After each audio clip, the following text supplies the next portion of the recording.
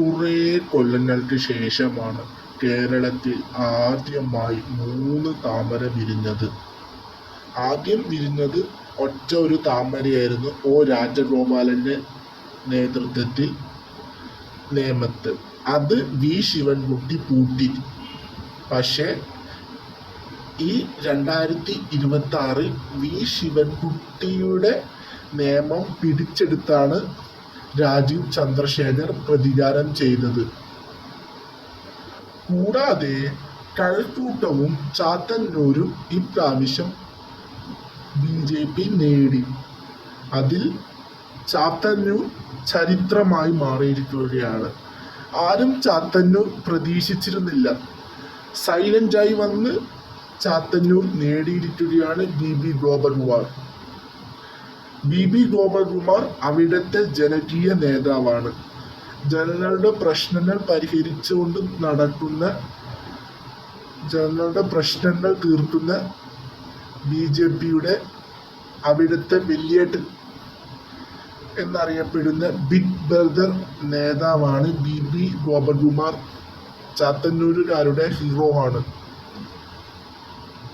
കഴക്കൂട്ടത്ത് അപ്രതീക്ഷിതമായാണ് V Muraleedharan ജയിച്ചത്.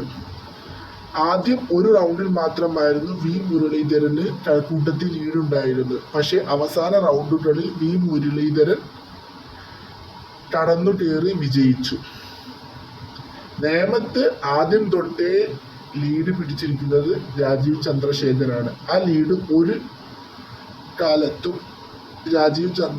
നേരത്തും രാജീവ് ചന്ദ്രശേഖർ ആ ലീഡ് കടന്നിട്ടില്ല.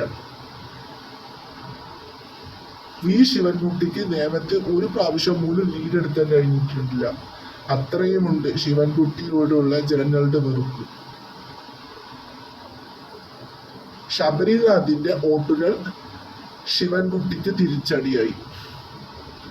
അതാണ് നിയമം കൈവിടാനുള്ള പ്രധാന കാരണം. ശബരിനാഥിന് വേണ്ടത്ര വോട്ട് നേമത്ത് ഇപ്രാവശ്യം കിട്ടിയില്ല. അത് BJPയുടെ ഭാഗ്യത്തിനും കാരണമായി.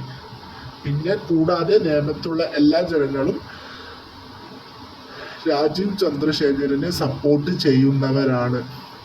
ഇതിനെല്ലാം പ്രധാന കാരണം നമ്മുടെ നരേന്ദ്രമോദിയാണ്.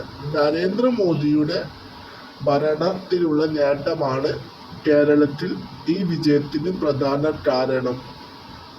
നരേന്ദ്രമോദിയുടെ ഭരണ നേട്ടങ്ങളും ഭരണ നൈപുണ്യങ്ങളും കേരളത്തിൽ എത്തിച്ചത് രാജീവ് ചന്ദ്രശേഖറിന്റെ നേതൃത്വത്തിലുള്ളവരാണ്.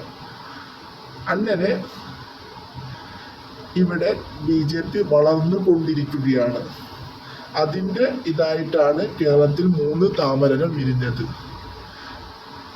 അതിൻ്റെ മുന്നോടിയായാണ് കേരളത്തിൽ ആദ്യമായി തിരുവനന്തപുരം കോർപ്പറേഷൻ BJP ഭരിച്ചത്. ഇനി അടുത്ത തെരഞ്ഞെടുപ്പിൽ ഈ 3 എന്നുള്ളത് 30 ഉയർത്തും. അതാണ് BJPയുടെ അടുത്ത ലക്ഷ്യം.